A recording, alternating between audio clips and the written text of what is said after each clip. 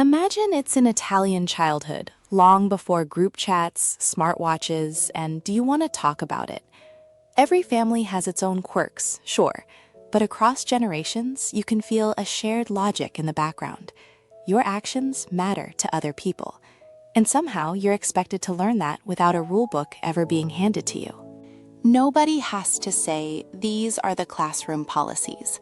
Instead, the rules arrive the way weather does, quietly, repeatedly, and with consequences that feel immediate. Today, a lot of those customs can sound strict. Some even sound old-fashioned. But if you grew up with them, or if you listen closely to the stories people tell about growing up in Italy, you start to notice the same thread again and again. These rules weren't just about control. They were about becoming someone others could trust. Let's walk through what those unwritten rules often looked like. Not as history trivia, more like a behind-the-scenes look at how character was built, day after day. The very first rule: greet people, and mean it. Before you ever learn how to ride a bike, you learn how to enter the world politely. When you pass someone, especially someone older, you greet them. In many places, that means buongiorno, even if you're in a hurry, even if you're holding a backpack, even if you're thinking about something else. If you don't greet, people notice. Parents notice, neighbors notice, grandparents definitely notice. And it isn't only manners, it's a kind of social signal. I see you, I respect you, and I'm part of the same community you are. In a childhood like this, politeness isn't decorative, it's practical. It keeps you connected. If you ever wondered why the same greeting shows up in so many stories, it's because that single word taught you something bigger than language. It taught you that life isn't just me, me, me. It's a shared space. Next comes conversation etiquette. When adults are talking, you wait. You don't butt in with your question the moment it pops into your head. And here's the interesting part. Waiting isn't passive in your mind. You learn to listen. You learn that adults have a flow to their words, and you don't disrupt it just because you're curious. Sometimes the response to interrupting is blunt. The grown-ups are speaking. No long lecture, no debate club, no explaining the philosophy behind it. The point is made. Adult conversations are not a playground. In practice, this teaches you more than you realize. You end up absorbing family stories, local news, and emotional context just by sitting there quietly. You may not speak, but you're collecting information like a sponge. Food rules. Whatever is served becomes your job to eat. Food is where the unwritten rules feel most intense, mostly because there's no negotiating. Someone sets a meal on the table, you eat what's there. Maybe you don't like it. Maybe it's not your favorite texture or flavor. But liking isn't part of the agreement. The agreement is the family eats together, and you participate in that. If you complain, you often hear a line that lands like a memory from another time. There are children with nothing to eat. That phrase carries generations. Italy remembers war, poverty, and difficult harvests, so wasting food isn't just wasteful, it can feel disrespectful, like you're ignoring the effort behind what you have. Bread becomes a special symbol in this whole system. In some families, dropping bread means you pick it up immediately. Some grandparents even kiss the bread before placing it back on the table, because the gesture isn't about magic, it's about honoring work, sacrifice, and survival. When you grow up with that kind of food respect, you don't just learn how to eat, you learn what food represents. Stay at the table until the meal ends. Dinner isn't a quick stop before you go back to play. The meal ends when everyone finishes. That means you stay seated. You don't get to escape when you feel bored, restless, or full of energy. You listen, you participate. You might not understand every conversation topic, but you're still in the room where important things get decided and shared. A lot of older Italians remember family conversations happening over plates, serious talks, jokes that lasted for years, disagreements that cooled down because everyone kept eating together. So the table becomes a classroom without chalkboards. It teaches patience, attention, and how to be part of something bigger. 5. Grandparents aren't just relatives, they're authority. One of the loudest unwritten rules is about grandparents. You don't mock them. You don't roll your eyes. You don't raise your voice. You don't ignore their advice like it's background noise. Even when grandparents seem old-fashioned, the expectation remains. You listen. Why? Often because experience is treated like a kind of earned respect. Maybe your grandparent can't give modern answers, but they've seen patterns before. In a childhood built on respect, listening is its own value, whether or not every piece of advice turns out to be right. And in a lot of families, that lesson follows you. You learn to speak more carefully. You learn that age comes with context. You learn that respect isn't only about agreement. 6. Neighbors raise you too, because everyone sees. Another rule that surprises outsiders: misbehaving outside the house is almost pointless. Why? Because someone will notice. The woman hanging laundry sees everything. The baker knows your family. The fruit seller recognizes your face. An elderly man sitting outside his home is basically a living community camera. So before you even reach your front door, your parents might already know what happened. This creates an unusual kind of safety and accountability at the same time. You can feel watched, but you also feel held. In many neighborhoods, adults share an invisible responsibility. We all help raise the children we live with. You don't arrive at someone's home empty-handed. Even children learn this. Visiting grandparents, bring pastries. Visiting relatives, carry fruit. Stopping by neighbors, take something small, simple, maybe homemade, maybe packaged, but always thoughtful. The value isn't the price tag, it's the gesture. Gratitude should be visible. In childhood terms, this rule trains you to think, how does my presence affect others? What small sign of respect can I offer? And that mindset sticks. Shoes off, or at least clean. Home deserves care. Many children learn early that muddy footprints aren't a joke. Some families remove shoes at the door. Grandmothers made clean floors obsessively, especially after washing. No one wants dirt tracked across fresh surfaces. This sounds small, but it teaches a big idea. A home is not disposable. It's maintained. It's cared for. Your comfort doesn't outrank the effort of others. School isn't treated like a place you can casually opt out of respect. Teachers have authority. Parents often reinforce that authority at home. If a teacher calls home, the conversation isn't always, how can we support the kid emotionally?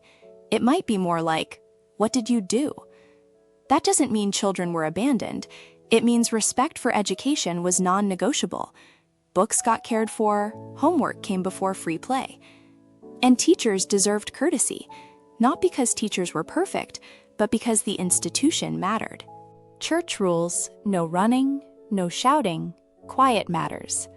Even families that weren't strictly religious often treated church as a special space. Running, shouting, and games inside church buildings were unacceptable. You learn that some places demand quiet, not because you hate noise, but because you're sharing space with others who are participating in something meaningful. It's another belonging lesson. You adjust your behavior to honor the purpose of the room. Summer freedom comes with a sunset deadline. Summer is where kids really want to stretch their legs. Village streets fill up with children. Football, bicycles, hide and seek. It feels like endless adventure. But there's always a boundary. Be home before dark. When mothers call from windows, everyone moves immediately. Ignoring that call leads to consequences later. Sometimes not in the moment, but definitely in the home atmosphere when you arrive. So you get freedom, but it's structured freedom. Responsibility comes first. Helping isn't optional. It's part of being in the family. One of the biggest differences between this childhood style and modern parenting is that children are expected to help, not just watch. You don't just stand near adults while work happens. You participate. You set the table. You water gardens. You feed animals. You pick tomatoes. You carry groceries. You sweep. And people don't always call these things chores. They're just how life works. Responsibility is woven into everyday routine. Over time, that turns into a sense of competence. You grow up thinking, I can contribute. I know how things get done. Pocket money rules: less, slower, and earned mentally. Pocket money often isn't generous, and it comes with patience built in. If you want something, you wait, you save, or you work for it. Grandparents might encourage you to keep money in small tins or jars. The lesson isn't don't want things. It's desire isn't an automatic right. You learn that time can be an ingredient in getting what you want. Nothing useful was wasted. Repair culture as a value. Broken toys aren't thrown away like they're trash. They're repaired. Bicycles get fixed. Clothes get patched. Books move down to younger siblings. Anything damaged becomes an opportunity for restoration. This teaches you something advertising rarely does. Fewer things can mean more meaning. Owning less doesn't feel like deprivation if you learn how to care for what you have. As you get older, especially with younger brothers and sisters, your role expands. You protect, you help, you share responsibilities, you walk together, you watch out for one another. Family becomes a job, but not in a painful way. It becomes identity. You learn family is not only for fun, family is for support. No one constantly reminds you because it's simply expected. Answer adults and don't talk back. Another rule that shows up in many memories: speaking back to parents was rarely tolerated. Disagreements happen, of course. Teenagers still argue, but raising your voice to your mother or father often ended badly. A lot of grandparents believed respect shouldn't disappear just because someone is angry, so you learn to choose your words. You learn to manage your emotions. This can be tough as a kid, but it also becomes a skill later: conflict control. 17. Sharing sweetness and sharing everything else. If you receive something special, others may receive some too. Cousins might get a portion of sweets. Dessert prepared by grandparents gets shared at the table. Keeping everything for yourself can be viewed as selfish. Italian childhood, in this way, encourages generosity before kids fully understand the word generosity. It's taught through daily practice. Visitors matter. Be polite, help out, make the home look good. When guests arrive, children greet them properly. They may offer chairs. Sometimes they help serve coffee or dessert. Parents want visitors to leave believing they entered a respectful home. This teaches you something subtle. Hospitality isn't just an adult skill. It's a family trait, and children are part of building it. Honesty matters more than minor accidents. Accidents happen, like breaking a glass, but lying about it is treated as the real problem. Parents often say, "You can tell me the truth." The message is clear. If trust breaks, it takes a long time to rebuild. So you learn a principle early. Truth isn't only a moral concept, it's the foundation of relationships. In many families, there was an unspoken standard. Remember who you belong to. It wasn't about ego, it was about responsibility. Your behavior reflects parents, grandparents, siblings. Your character becomes visible even when nobody is directly watching. So people often tried to behave in a way that felt consistent. At school, in public, on the street, at family events. Get ready through skills, not just lessons. Some children, boys and girls together, learn practical skills. How to sew a button, how to sweep properly, how to prepare simple meals, how to care for younger children, how to grow vegetables. Nobody expects mastery of everything, but everyone expects usefulness. You learn that daily life has techniques, and adults aren't the only ones who should know them. Home rules. Don't slam doors. Don't treat furniture like disposable props. In these households, the home itself comes with respect. Doors aren't slammed. Furniture is treated carefully. Valuable items aren't turned into toys. Children understand parents spent time and money to earn these things, so you learn care as an everyday habit. In many homes, there wasn't constant personal screen time. Maybe one TV sat in a common space. Adults picked programs, children watched together. When the TV ended, conversation continued. No endless scrolling, no disappearing into a private bubble. That structure changes behavior. Families talk more because the environment encourages togetherness. Gratitude becomes daily, not seasonal. One of the most beautiful rules is simple. Say thanks. Thank grandparents for meals. Thank neighbors for gifts. Thank parents for sacrifices you might not fully understand yet. Gratitude becomes a habit, not a rare event, not something reserved for holidays. The bigger point, these rules built dependable adults. If you zoom out, nearly every unwritten rule points toward the same outcome. Children were being prepared to respect others, prepared to value family, prepared to work hard, prepared to keep promises, prepared to help neighbors, prepared to remember where they came from. So the rules weren't only about obedience, they were about trustworthiness. And there's a reason this shows up again in adulthood.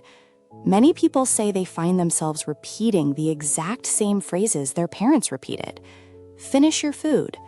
Go help. Say hello. Respect your elders. Thank people. It's not just nostalgia, it's muscle memory. The values were trained, not memorized. The modern shift and the question that matters. Modern Italy has changed. Technology offers opportunities previous generations didn't have. Families may live farther apart, life moves faster, parents negotiate more, children explain more. Those changes can be good.